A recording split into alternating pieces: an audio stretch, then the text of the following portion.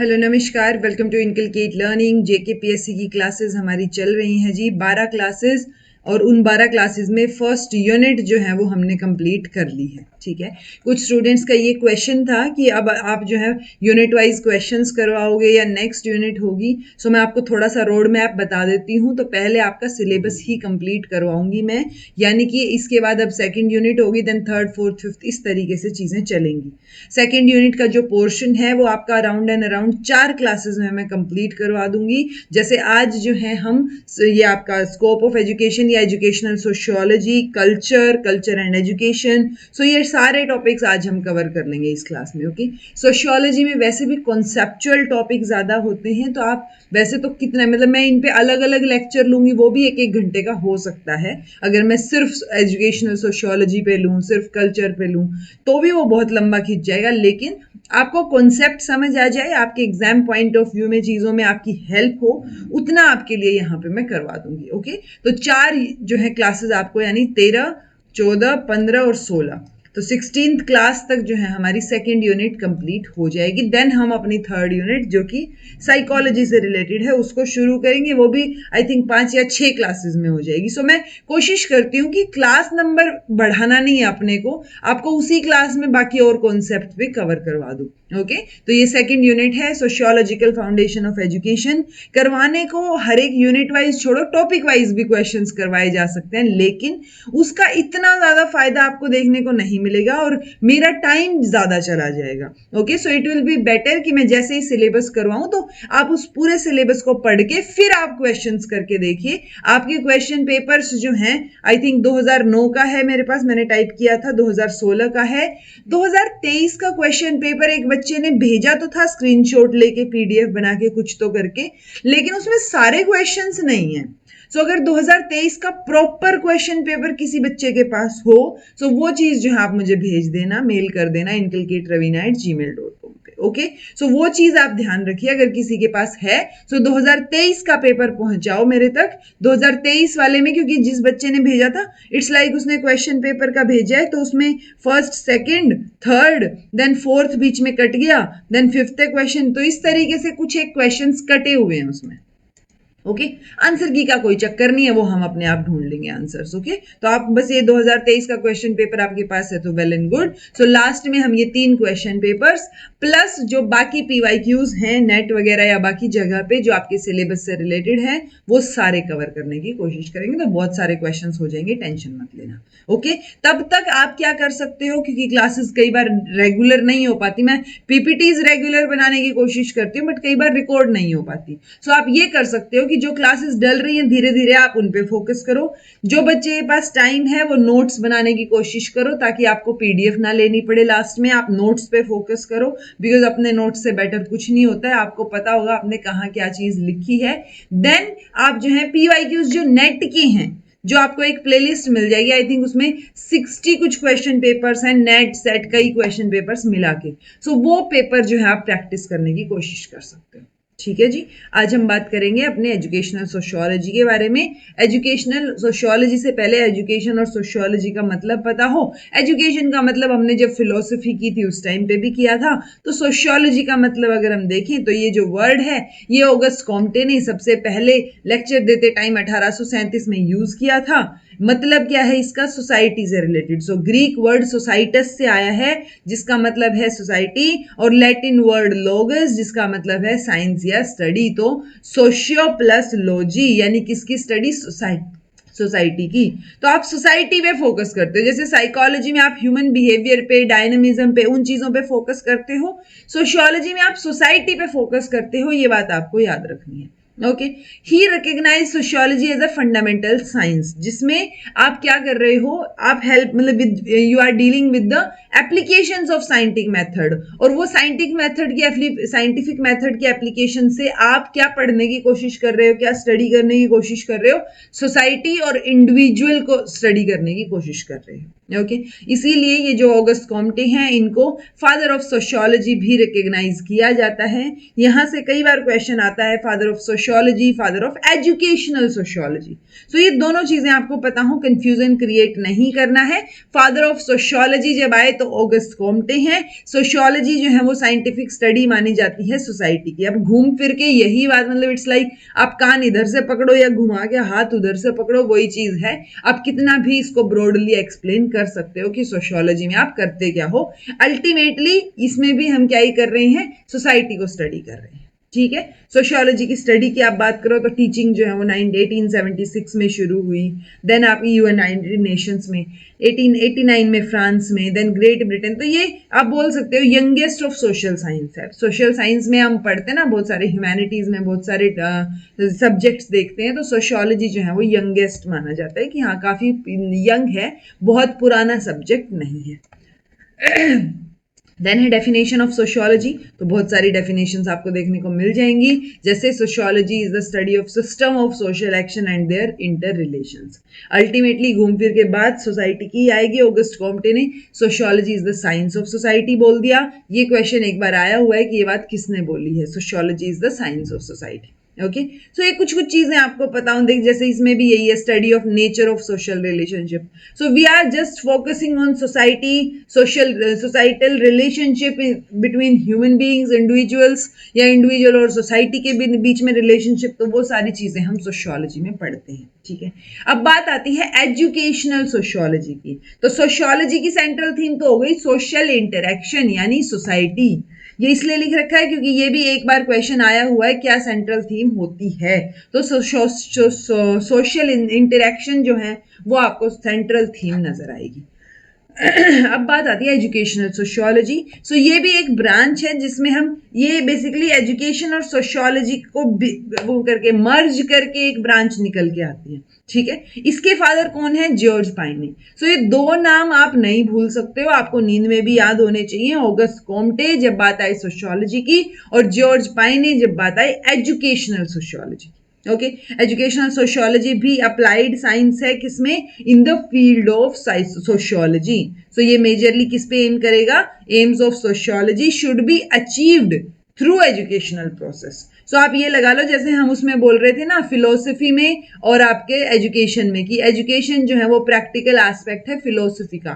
Same here जो sociology है वो हम एक तरीके से आप थ्योरेटिकल पोर्शन लगा के चलो, और एजुकेशन में हम उसको अप्लाई करने की कोशिश कर रहे हैं। ओके, सो ये भी साइंस है जो स्टडी करेगी इन चीजों को, ये वो सेम ही चीज आती है, तो आप ये लाइन स्किप कर दो। ओके, चलिए, देन ये रहा science which describes and explain the institution, social group, social processes, social concern, social relationship in which or through which individual gains and organizes his experiences। तो अल्टीमेटली हम society के बारे में स्टडी कर रहे हैं। ओटावे ने बोला educational sociology is the scientific study of the relationship between education and society. ये ब्राउन की है, आपको सारी रटने की जरूरत नहीं है, आपको सिर्फ मतलब पता हो कि मतलब क्या है। ओके, नेचर क्या है इसका, तो अगर आप नेचर की बात करोगे तो ऑब्वियस सी बात है ये रिलेशनशिप ही देखना चाह रही है सोसाइटी और एजुकेशन में। थ्योरेटिकल सोशियोलॉजिकल जो है वो एजुकेशनल सोशियोलॉजी थ्योरेटिकल और प्रैक्टिकल दोनों चीजों को स्टडी करेगी इंडिविजुअल और सोसाइटी के बीच में। एजुकेशनल सोशियोलॉजी रेगुलेट और कंट्रोल करेगी किसको, जो इंटरैक्टिंग फोर्सेस हैं इंडिविजुअल और सोसाइटी के बीच में। सो इट्स लाइक नेचर कैसा है, थ्योरेटिकल प्रैक्टिकल दोनों तरीके का नेचर आपको यहाँ देखने को मिलेगा एजुकेशनल सोशियोलॉजी का। Okay, educational methods to develop one's personality, तो क्या मेथड्स हो सकते हैं, कैसे वो सोसाइटी में हेल्प करेंगे, कैसे सोसाइटी में जो चीजें चल रही हैं उसकी वजह से नई चीजें हम एजुकेशन में स्टडी करते हैं, तो वही इंटरडिपेंडेंट रिलेशनशिप जो है इनका चलता रहेगा। जरूरत क्या है इसकी, क्या चीज क्यों पढ़नी है हमें educational sociology. So larger aim of sociology can not be achieved. तो हम ब्रॉड लेवल पे तब तक काम नहीं कर पाएंगे जब तक हम सोशियोलॉजी और एजुकेशन को जो है वो मर्ज नहीं कर देते, इंटीग्रेट नहीं कर देते। ठीक है, सो ये integrating the process of education आएगा जी, process of education into it. तो हमें सोशियोलॉजी को अगर स्टडी करना, उसके लार्जर एम्स को बेटर तरीके से स्टडी करना है एजुकेशनल सोशियोलॉजी में, तो हमें क्या करना पड़ेगा, इंटीग्रेट करना पड़ेगा दोनों को। अब जरूरत है, इट्स लाइक अगर हम माइक्रो लेवल पे स्टडी कर रहे हैं सोशल प्रॉब्लम्स की, तो हम माइक्रो सॉल्यूशंस जो है वो निकाल पाएंगे उस लेवल पे, लेकिन माइक्रो स्टडी किए बिना एक बड़ा मैक्रो सॉल्यूशन निकालने के लिए हमें एजुकेशनल सोशियोलॉजी को पढ़ना पड़ेगा। ठीक है, ये क्या पढ़ते हैं? It study social processes and interaction very objectively. So वो चीज आप ध्यान रखिए कि हम सब्जेक्टिव लेवल पे नहीं जा रहे हैं। अगर सब्जेक्टिव लेवल पे चले गए तो हम बहुत माइक्रो लेवल पे चले जाएंगे, हम ब्रॉड लेवल की बात कर रहे हैं फिलहाल।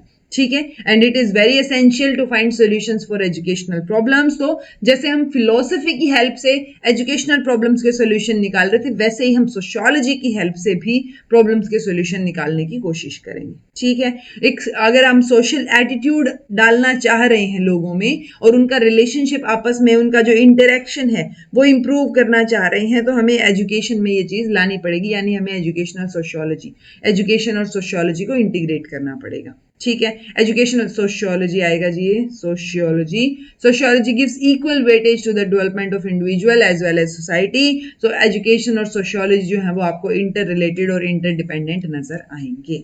ओके, तो सोशियोलॉजी विदाउट एजुकेशन अब बॉडी विदाउट सोल हो जाएगी, तो वो, और एजुकेशन विदाउट सोशियोलॉजी जो है व्हीकल विदाउट व्हील्स हो जाएगी, यानी एजुकेशन भी सोशियोलॉजी के बिना नहीं चल सकती और सोशियोलॉजी भी एजुकेशन के बिना नहीं चल पाएगी। ओके, सो ये दोनों साथ में बेटर तरीके से चल पाएंगी and this is necessary for cultural and social development. तो कॉम्बिनेशन बहुत जरूरी है, इसलिए हम एजुकेशनल सोशियोलॉजी को स्टडी करते हैं और स्कोप भी फिर बहुत ब्रॉड ही हो गया ऑटोमेटिकली। ओके, ऑब्जेक्टिव्स क्या रहेंगे? ये प्रोफेसर हैरिंगटन के अकॉर्डिंग है कुछ एक objectives, like to acquire knowledge about school work in relation to society and social progress. तो सोसाइटी के रिलेशन में स्कूल में क्या काम चल रहा है, क्या चीजें पढ़ रहे हो, वो नॉलेज एक्वायर करना। To gain knowledge about the role of teacher in relation to society and social process.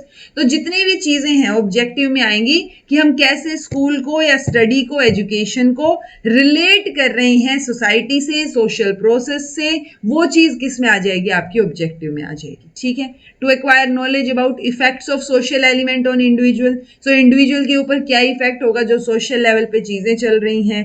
ठीक है, कैसे आप करिकुलम बनाओगे जो कि आपको सोसाइटी की टेंडेंसीज जानने में भी हेल्प करे। ठीक, to gain knowledge about the democratic values and ideologies, to study the effects of individuals on social elements. So it's like individual का क्या इफेक्ट रहेगा सोसाइटी पे, सोसाइटी का क्या इफेक्ट रहेगा इंडिविजुअल पे, कैसे करिकुलम का इफेक्ट रहेगा सोशल टेंडेंसीज पे, और कैसे सोशल, कल्चरल, इकोनॉमिक टेंडेंसीज का करिकुलम पे इफेक्ट पड़ेगा। सो वाइस वर्सा चल रही हैं चीजें। ठीक है, तो ये सारे के सारे ऑब्जेक्टिव्स में आ जाएंगे जी। रिलेशनशिप हमने पहले ही डिस्क्राइब कर दिया था, इंटर रिलेटेड, इंटरडिपेंडेंट रिलेशनशिप आपको नजर आएगा। जैसे फिलोसफी और एजुकेशन, साइकोलॉजी और एजुकेशन का है, वैसे ही सोशियोलॉजी और एजुकेशन का भी आपको एक इंटरडिपेंडेंट रिलेशनशिप नजर आएगा। दोनों एक दूसरे के बिना आगे नहीं बढ़ सकते। ओके, अगर हम फर्दर बात करें तो अगर आप जब इंटर रिलेशनशिप की बात करते हो तो आप ये देखोगे ना कि कैसे कनेक्टेड है, लाइक सोशियोलॉजिकल बेसिस और मीनिंग ऑफ एजुकेशन, राइट? क्योंकि एजुकेशन जो है वो कंसिडरेबली इन्फ्लुएंस्ड होती है सोशियोलॉजी से। जो सोसाइटी में चल रहा है उस बेसिस पे हम बहुत बार जो है करिकुलम कंस्ट्रक्ट करने की कोशिश करते हैं। सो ऐसा नहीं है कि सोसाइटी को इग्नोर किया जा रहा है। सो मीनिंग ऑफ एजुकेशन से कनेक्ट करने की कोशिश की जाती है। सो एजुकेशनल सोशियोलॉजिस्ट जो हैं वो क्या बोलते हैं कि एजुकेशन एक सोशल प्रोसेस है जो बच्चे को सोशलाइज कर रहा है और उसके जो बिहेवियर में चेंज हो रहे हैं उसका रीजन बन रहा है। ठीक है, तो वो सोशल प्रोसेस बोल रहे हैं एजुकेशन को। देन अगर हम एम ऑफ एजुकेशन से रिलेट करने की कोशिश करें, सो ये वो पॉइंट हो, अगर हम सोशियोलॉजिकल पॉइंट ऑफ व्यू से देखें तो हमें सोशल क्वालिटीज, सोशल फीलिंग्स जो है बच्चे में डेवलप करनी है। ठीक है, तो ये एम ऑफ एजुकेशन रहेगा। और फर्दर हमें एजुकेशन प्रोवाइड करनी है उसको सोशल सर्विस के लिए, सिटीजनशिप के लिए, एफिशिएंसी के लिए, emotional integration, education for national unity, nationalism, patriotism. तो ये सारी की सारी सारी चीजें उसमें डेवलप हो पाए। सो कहीं ना कहीं आपको नजर आ रहा होगा कि हम सोशल क्वालिटीज डेवलप करना चाह रहे हैं। सो एजुकेशनल सोशियोलॉजिस्ट इसको कैसे देखेंगे कि जो सोशियोलॉजिकल पॉइंट ऑफ व्यू है, अगर उससे हम एजुकेशन को देखें तो हमें एजुकेशन के एम क्या होने चाहिए, सोशल क्वालिटी, सोशल फीलिंग्स जो है डेवलप करना, सोसाइटी के बारे में रिस्पॉन्सिबिलिटीज फील करवाना, नेशन के बारे में रिस्पॉन्सिबिलिटीज फील करवाना, एक आइडियल सिटीजन कैसे बिहेव करता है वो चीज बच्चे में डेवलप करना, ये एम रहेगा हमारा सोशियोलॉजिकल पॉइंट ऑफ व्यू से। फंक्शंस क्या रहेंगे एजुकेशन के? सो एजुकेशन ही क्या करेगी, डिफ्यूज करेगी चीजों को, स्प्रेड आउट करेगी, डिसेमिनेट करेगी। जो अभी तक जो नॉलेज है उसको, सोशल कंट्रोल के जो तरीके हैं वो भी एक एजुकेशन है। सोशल हेरिटेज, कल्चर, वो सारी चीजों को प्रिजर्व करके रखना और फिर फर्दर पास ऑन करना, ट्रांसमिट करना। सो वो भी किसका काम है जी? एजुकेशन का काम है। तो ये सोशियोलॉजिकल पॉइंट ऑफ व्यू से देखें तो मनरो ने बोला diffusion of more and more knowledge, तो ज्यादा से ज्यादा नॉलेज प्रोवाइड करना, एजुकेशन एक मीन ऑफ सोशल कंट्रोल की तरह देखना, एजुकेशन को प्रोटेक्शन करना और उसके बाद ट्रांसमिट करना सोशल हेरिटेज को, सोशल डेवलपमेंट का एक कारण बनना एजुकेशन जो है, then development of constructive and creative outlook of the individual. So overall आपको समझ आ रहा होगा कि काम क्या रहेगा एजुकेशन का, जो ओवरऑल सोशल लेवल पे चीजें हैं, सोसाइटल चीजें हैं, नॉर्म्स हैं, सोशल नॉर्म्स हैं और सोशल हेरिटेज है, कल्चरल हेरिटेज है, उनको प्रोटेक्ट करके ट्रांसमिट करना आपको मेजर फंक्शन नजर आएगा। ठीक है।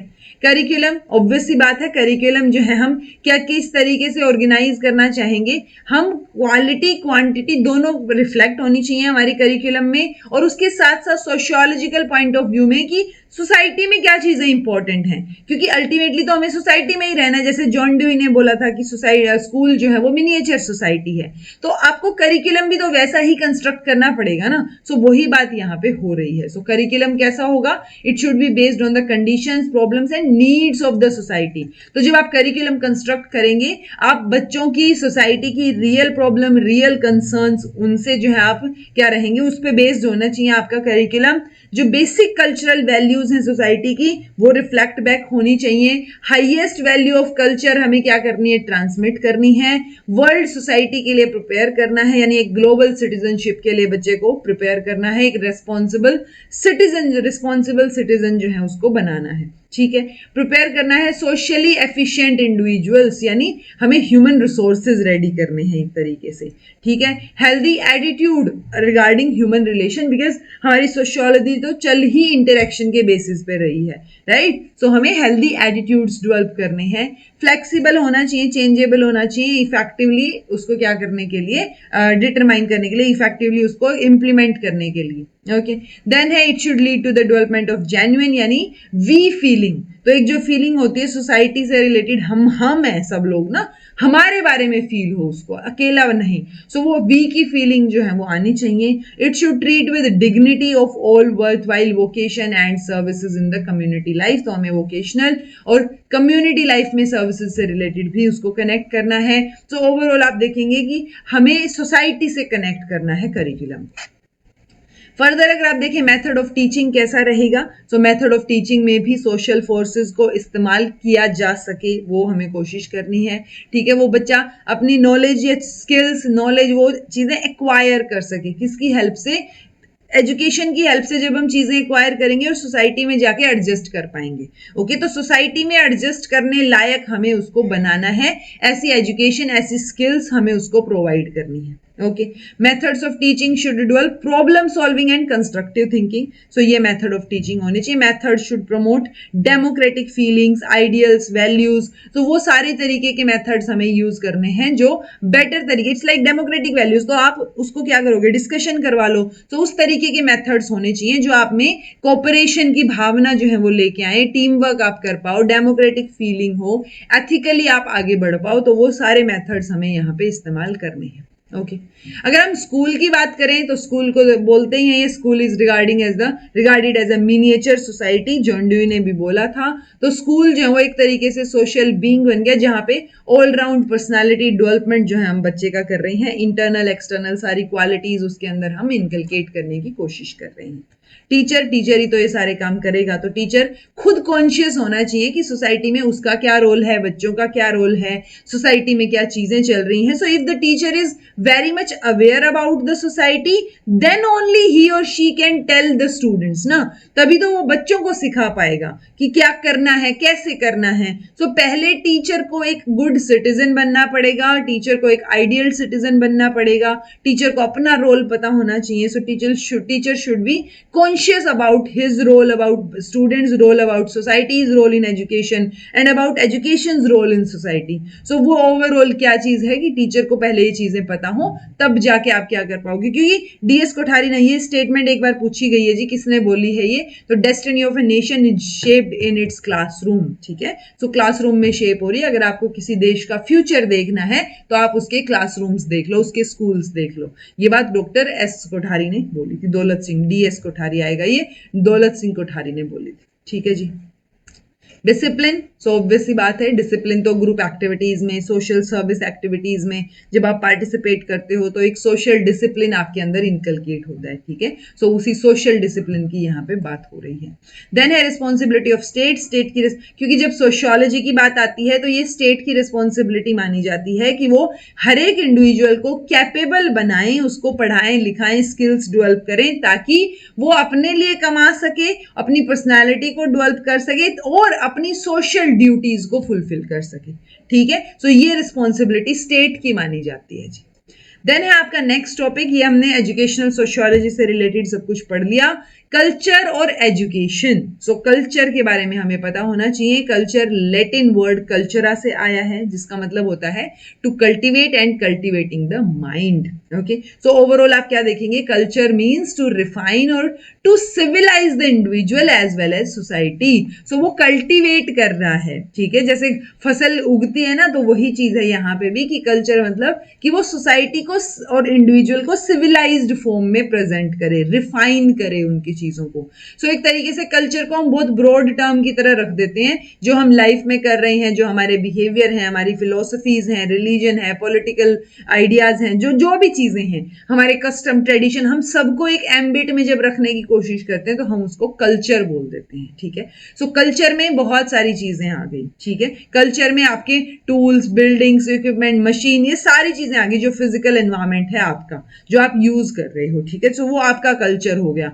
आप किस तरीके से किन चीजों में बिलीव करते हो, आपके बिलीव्स, आपके कस्टम्स, आपके ट्रेडिशंस, आपका एटीट्यूड, सो वो सारी चीजें किस में आ गई, कल्चर में आ गई जी. आप किस तरीके से रहते हो, खाते हो, पहनते हो, कैसे पार्टिसिपेट करते हो सोसाइटी में, बाकी चीजों में कैसे कंट्रीब्यूट करते हो, वो सारी चीजें आपके कल्चर में आ गई. Okay, so culture is like everything. जब आपको एक बहुत शॉर्ट टर्म में सब कुछ इंक्लूड करना है, सो दैट इज कल्चर. ठीक है, तो एक कल्चर अम्ब्रेला टर्म हो गई, जो सोशल बिहेवियर, आपके इंस्टीट्यूशंस, आपके नॉर्म्स जो ह्यूमन सोसाइटीज में पाए जाते हैं, उसके साथ साथ जो knowledge, belief, art, laws, customs, capabilities, habits of individual in these groups, तो वो सारी की सारी चीजें कल्चर टर्म के अंडर आ जाएंगी.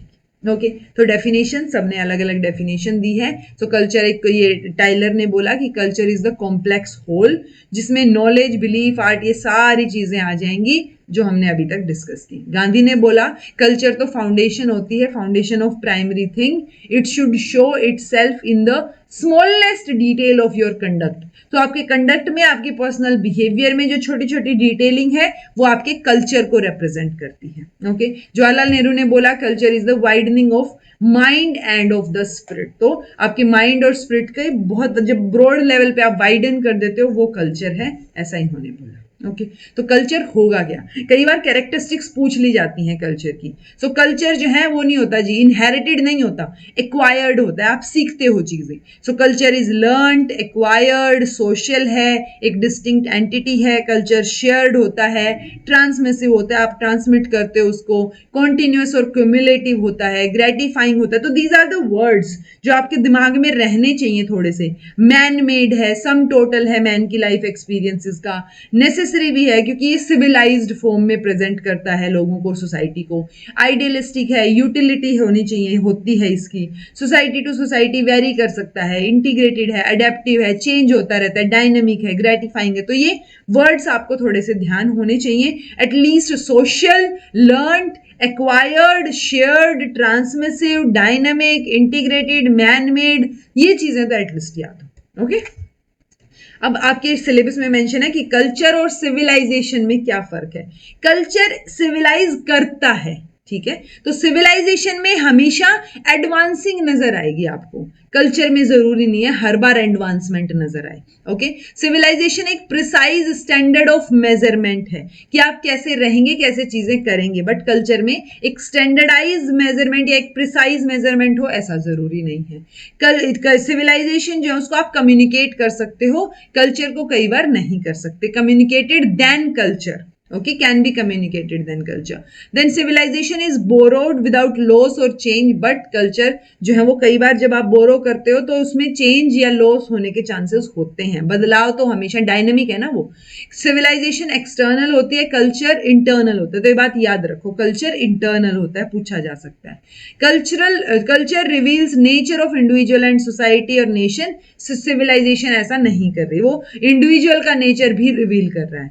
Civilisation reveals economic status but culture reveals social status. तो ये दो तीन चीजें आप याद रखो कि जब सोशल स्टेटस की बात हो रही है तो वो कल्चर, जब इकोनॉमिक स्टेटस जो है वो सिविलाइजेशन बताएगी। सिविलाइजेशन एक्सटर्नल होती है, कल्चर इंटरनल होता है। सिविलाइजेशन ऑलवेज एडवांसमेंट में आपको नजर आएगी, इवोल्यूशन सा नजर आएगा, कल्चर में ऐसा जरूरी नहीं है। सिविलाइजेशन आप बोरो या चीजें करते हो तो उसमें कोई लॉस की बात नहीं होती, यहाँ पे जब कल्चर की बात आएगी तो चेंज, बदलाव आपको नजर आ सकता है।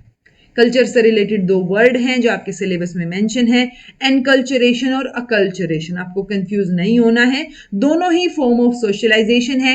एनकल्चरेशन इज लाइक नॉर्मल चीज, कि मैं किसी जगह पे पैदा हुई हूं, जैसे हमने टेबुला रोसा पढ़ा है, तो टेबुला रोसा में हम क्या पढ़ते हैं कि आप ब्लैंक स्लेट की तरह पैदा हुए हो, राइट। सो वो ब्लैंक स्लेट में अब आप नेटिवनेस एक्वायर करोगे, जो आपका कल्चर है, जो आपके घर में चीजें फॉलो होती हैं, जो आपकी सोसाइटी में चीजें फॉलो होती हैं, वो चीजें अब आप एक्वायर करोगे धीरे धीरे। तो जब आप अपने ही कल्चर को, यानी आपकी जो नेटिवनेस है उसको एक्वायर कर रहे हो, दैट इज एनकल्चरेशन। लेकिन जब आप एक नेटिवनेस हो गई, अब आप किसी दूसरे के कल्चर को एक्वायर कर रहे हो, एक न्यू कल्चर को एक्वायर कर रहे हो, ठीक है, अपने वाले के एडिशन में, सो दैट इज अकल्चरेशन। जैसे आप कहीं बाहर जाते हो या जैसे आप कहां गए, it's like acculturation more intentional होगा, वो आप सोच समझ के कर रहे हो। एनकल्चरेशन हो जाता है, चलता रहता है, so it just happens. But acculturation जो है वो सेल्फ ट्रेनिंग उसमें कहीं ना कहीं इन्वॉल्व होती है। जैसे आप किसी दूसरे देश में गए, चाहे पढ़ने गए हो, रहने गए हो, काम करने गए हो, सो वहां की सोसाइटी अलग होगी, वहां के तौर तरीके अलग होंगे, आप वो चीजें अपने अंदर अडेप्ट करेंगे धीरे धीरे, तो आप उनके कल्चर में ढल रहे हैं, सो दैट इज अकल्चरेशन। जब आपके अपने कल्चर की बात हो रही हो, सो दैट इज नेटिवनेस, यानी आप अपना कल्चर जब आपका जो बाय डिफॉल्ट है, घर में चल रहा है, चीजों में चल रहा है, सो वो एक नेचुरल प्रोसेस की तरह निकल के आएगा, एनकल्चरेशन। अकल्चरेशन जो है वो अडेप्टेड, एक्वायर्ड और आर्टिफिशियल की तरह नजर आएगा कि वो आपने किया है, that is more intentional. Okay, आप जानबूझ के, वो होता है ना डेलिब्रेटली प्लान करके इंटेंशन के साथ कर रहे हो, सीख रहे हो उन चीजों को, so that is acculturation. Okay, बाकी इस पे कितनी स्लाइड्स बना लो, बट एक्चुअल मतलब इसका यही है जो मैंने आपको समझा दिया। फंक्शंस क्या होंगे कल्चर के, वो हमने अभी भी पढ़े थे। तो ट्रेजरी ऑफ नॉलेज होता है, सिचुएशन को डिफाइन करता है, एटीट्यूड, वैल्यूज, गोल्स को डिफाइन करता है, आपके करियर्स भी डिसाइड करता है बहुत बार तो, कि अच्छा हमारे कल्चर में जो है वो नाच गाना नहीं होता तो आप जो है उस फील्ड में नहीं जाएंगे, so that decides your career. या फिर कई बार जैसे बंगाली कल्चर आप देखेंगे, जितना मैंने ऑब्जर्व किया है, सो साउथ कह वेस्ट बंगाल में आप देखेंगे कि म्यूजिक को काफी अप्रिशिएशन मिलती है, सो कोई ना कोई म्यूजिक इंस्ट्रूमेंट होगा, सिंगिंग होगी, कुछ ना कुछ वो इस फील्ड में सिखाते हैं, सिंगिंग, डांसिंग, तो वो आर्टिस्टिक जो कल्चर है वो आपको वहां थोड़ा सा नजर आएगा। So it decides your career sometimes. Then है प्रोवाइड्स बिहेवियर, पैटर्न भी प्रोवाइड करेगा, पर्सनालिटी को भी मोल्ड करेगा। टाइप्स ऑफ कल्चर बहुत सारे हो सकते हैं, आपको नाम से ही समझ आ जाएगा। इंडिविजुअल, एक तो इंडिविजुअल का अलग से कल्चर हो, एक सोसाइटी वाइज कॉमन कल्चर हो, एक नेशनल लेवल पे कोई कल्चर है, एक लोकल लेवल पे कोई कल्चर है। कल्चर मटेरियलिस्टिक है, नॉन मटेरियलिस्टिक है, यूनिवर्सल है या पर्टिकुलर स्पेसिफिक है, या ऑप्शनल फॉर्म ऑफ कल्चर भी बहुत सारी हो सकती है कि ऑप्शनल है, आप उस चीज को अपनाना चाह रहे हो या नहीं चाह रहे हो, ठीक है। मटीरियल, नॉन मटीरियल को आप थोड़ा ध्यान से देखिए। मटीरियल मतलब फिजिकल ऑब्जेक्ट्स की बात हो रही है जो एक सोसाइटी क्रिएट करती है या यूज करती है। नॉन मटीरियल में जो नॉन मटेरियलिस्टिक या नॉन टेंजिबल या इंटेंजिबल जो चीजें हैं वो आ जाती है, जैसे ideas, beliefs, values, societal norms जो एक सोसाइटी को शेप करेंगे वो नॉन मटीरियल में आ जाएंगे। ओके, बाकी तो सेल्फ डेफिनेशन आपको दिख ही रही होगी, सेल्फ डिफाइनेबल है ये कि इंडिविजुअल का मतलब क्या है, कॉमन का मतलब क्या है। सो वो वही है टाइप्स ऑफ कल्चर, एटलीस्ट आपको थोड़ा आइडिया हो। ओके, कल्चर और एजुकेशन में क्या रिलेशनशिप है? जैसे कल्चर बेसिकली ना एजुकेशन का रिलेशनशिप सबके साथ, चाहे वो कल्चर हो, सोशियोलॉजी हो, कोई भी चीज हो, फिलोसफी, साइकोलॉजी, कोई भी चीज हो, डेमोक्रेसी के साथ भी हम कई बार पढ़ते हैं, education and democracy, education and social stratification पढ़ेंगे, एजुकेशन एंड सोशल मोबिलिटी पढ़ेंगे। सो वो एक इंटरडिपेंडेंट रिलेशन नजर आएगा, रिलेटेड है, क्लोजली रिलेटेड है एक दूसरे के साथ। ठीक है, कल्चर का एजुकेशन पे इंपैक्ट पड़ेगा, एजुकेशन का कल्चर पे इंपैक्ट पड़ेगा। सो कल्चर किसी कंट्री का बहुत पावरफुल इंपैक्ट डालता है उसके एजुकेशनल पैटर्न के ऊपर। ओके, जैसे ये एसपी चौबे, ए चौबे के वर्ड्स में भी है, culture is closely related to education. जो बेसिस है educational system of a society का are its needs and impacts on its culture and they are fulfilled by education. So culture का इंपैक्ट होता है एजुकेशन पे, एजुकेशन का impact होता है कल्चर पे। Okay, so again interdependent relation आपको नजर आएगा। कैसे इन्फ्लुएंस करेगा कल्चर ऑन एजुकेशन?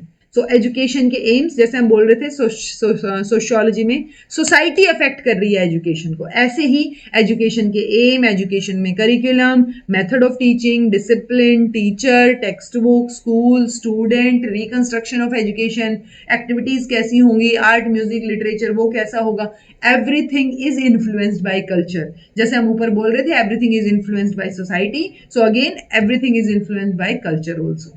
अब एजुकेशन क्या रोल प्ले करेगी? तो एजुकेशन का क्या इन्फ्लुएंस रहेगा? एजुकेशन कल्चर को प्रिजर्व करके रखेगी, उसको ट्रांसमिट करेगी। ठीक है, तो करिकुलम इस तरीके से बनाया जाना चाहिए कि वो कल्चर को ट्रांसमिट करे, प्रमोट करे, कल्चर को कंटिन्यू में रखे, कंटिन्यूटी रखे उसमें। ठीक है, ऑब्वियस सी बात है कल्चर है तो कुछ चेंजेस हो सकते हैं, इवोल्यूशन के बेसिस पे हम चेंजेस, बदलाव जो है वो ला सकते हैं, बट कंटिन्यूटी दिखनी चाहिए। डेवलपमेंट ऑफ पर्सनालिटी, ये भी बहुत फोकस करेंगे इस पे। कल्चरल रिफॉर्म्स पे फोकस करें। कल्चरल रिफॉर्म्स कैसे आएंगे? कुछ गड़बड़ हो रहा है तो हम एजुकेशन के थ्रू ही तो समझ के उसको चेंज करेंगे, राइट? कल्चरल लैग को रिमूव करने का काम किसका है? एजुकेशन का है। कल्चरल लैग में यूजुअली नजर आता है कि कल्चर पीछे रह गया है, सोसाइटी टेक्नोलॉजिकल वे में बहुत आगे निकल गई है। सो वो एक गैप रह गया है, सोसाइटी आगे चली गई है, कल्चर पीछे रह गया, तो वो जो गैप है that is cultural lag. Teaching the way of life, वो आपको सिखाएगा। Celebrating national days, festivals, leaders day, तो ये हम सेलिब्रेट करते हैं कल्चर को सेलिब्रेट करने के लिए। कल्चरल एक्टिविटीज आपको स्कूल्स में, कॉलेजेस में नजर आएंगी, यूनिवर्सिटीज में नजर आएंगी। ऑर्गेनाइज करते हो आप, फेयर्स, प्रोग्राम्स ऑर्गेनाइज करते हो, क्रिएटिव एक्टिविटीज ऑर्गेनाइज करते हो।